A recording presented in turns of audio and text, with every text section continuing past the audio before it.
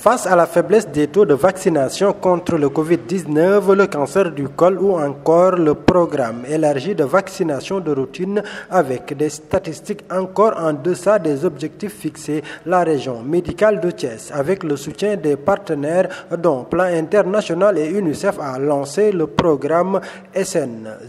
03522, engagement communautaire et communication de risque pour la relance de la vaccination contre le Covid-19 et le renforcement du programme élargi de vaccination. C'est dans ce cadre que s'est tenu un comité régional de développement CRD à la gouvernance de Thiès avec l'ensemble des acteurs du secteur.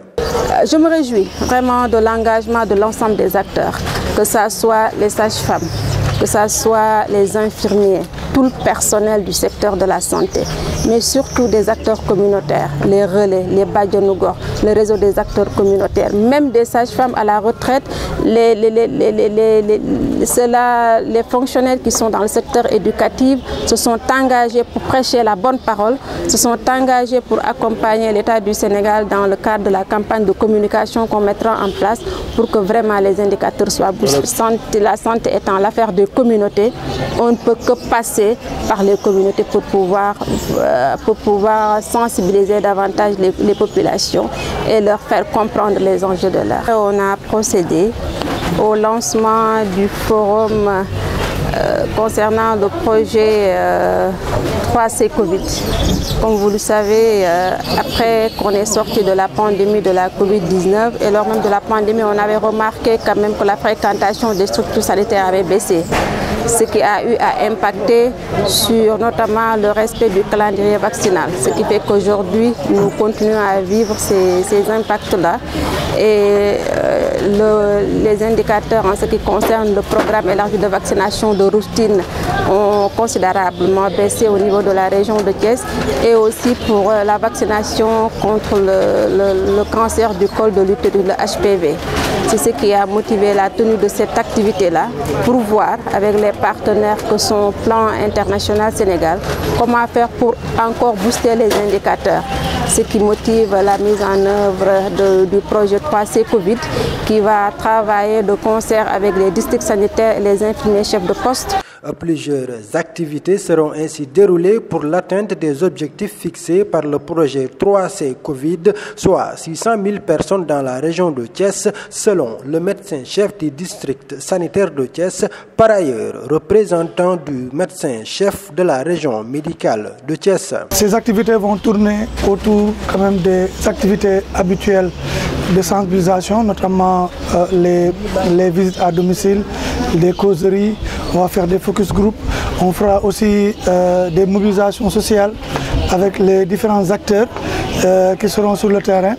mais surtout il y aura des activités de plaidoyer à l'endroit des leaders communautaires, à l'endroit des autorités administratives, des autorités territoriales,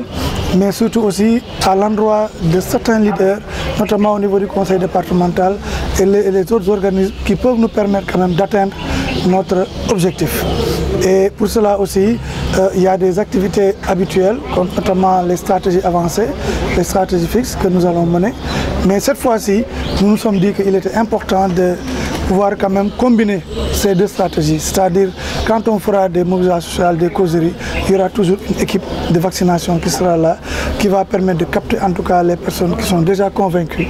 et pour avoir quand même une efficacité dans nos interventions. Docteur, et pour cela aussi, peut-être pour finir juste, peut-être dire, il y aura aussi des activités de suivi. C'est extrêmement important parce que pour tout programme, il est important d'avoir un programme de suivi-évaluation. Et ce programme de suivi-évaluation va intégrer les autorités administratives pour cette fois-ci. Parce que même ça leur permettra de voir en fait l'effectivité des activités, mais surtout aussi de vivre la réalité sur le terrain. Donc ça aussi nous le ferons avec les autorités sanitaires et Inch'Allah, en tout cas nous osons espérer qu'avec l'aide de la région médicale, des partenaires, en tout cas les districts sanitaires pourront exécuter les activités. Docteur, est-ce que les vaccins seront disponibles dans les postes de santé qui sont au niveau de la région? Oui, les vaccins sont disponibles. Et comme d'habitude, les vaccins passent par la PRA, la région médicale. Et nous avons bon espoir que avec le nombre de personnes que nous devons vacciner, c'est-à-dire plus de 600 000 personnes, que la région médicale de Kaolack, de Thiès, excusez-moi, doit vacciner. Et en tout cas, avec l'aide de tout le monde, nous osons espérer que nous allons atteindre notre objectif. Je suis d'avis que tout un chacun qui a vu le film qui a été visionné lors de cette activité-là, où des personnes, des femmes souffrantes du cancer du col de l'utérus, des spécialistes de la santé, notamment des cancérologues, ont pris la parole pour démontrer les ravages que cette maladie est en train de faire au niveau de la population féminine. Tout un chacun qui aura vu ce film-là ne doutera point de l'existence de ce fléau et sera quand même conscient du fait qu'il devra vacciner son enfant. Maintenant, pour conscientiser davantage la population, il faudra que des stratégies de communication soient mises en œuvre et c'est prévu dans le cadre du projet pour que, en tout cas, pour lutter contre la désinformation. Parce que la désinformation est une chose qui sera toujours là et à nous autorités, aux acteurs de faire en sorte d'avoir des stratégies pour pouvoir contrer cette désinformation-là, pour pouvoir contrer ces rumeurs-là et rétablir la bonne parole à travers une bonne campagne de communication avec des éléments de langage qui seront bien identifiés pour que vraiment les parents puissent savoir que la vaccination contre le cancer du col de l'utérus, le HPV 1 et 2 sont aujourd'hui les seuls moyens permettant de prévenir ce cancer-là au niveau des femmes. Et vraiment, nous invitons les parents à aller faire vacciner les enfants qui sont âgés de 9 à 14 ans. C'est une vaccination qui est gratuite, qui est aujourd'hui introduite dans le programme de vaccination, qui ne coûte absolument rien du tout. Et les recherches ont démontré que il n'y a que par cette méthode préventive qu'on peut passer pour prévenir le cancer du col de l'utérus dont les dommages et les ravages ne sont plus à démontrer.